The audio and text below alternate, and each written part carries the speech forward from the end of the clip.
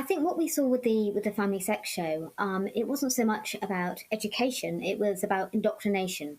There was a very, very clear emphasis on a particularly sort of woke form of sex education. Now, I don't disagree that in principle sex education is important, not least because it can protect children and gives them the language that they need to explain if bad things happen to them.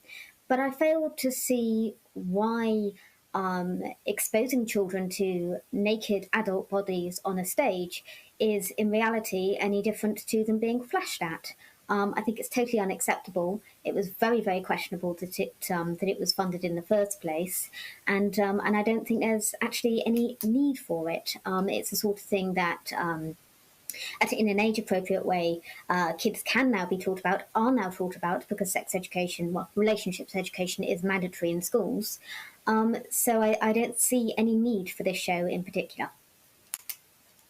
Do you think about it being cancelled essentially because some of the organisers, face threats and a backlash? Because ultimately, it's the parents that are going to be taking their kids to that show. So the parents have made an informed decision, and surely they should be trusted to make decisions about what they think is right and appropriate for their own child. I mean, do you agree that it should be banned, or do you not think that parents can be trusted to make that decision? I absolutely don't think it should have been banned. I just don't think it was suitable for children. So if adults want to go and see that, that's entirely up to them. I would question their judgment and perhaps suggest that their hard drives are checked.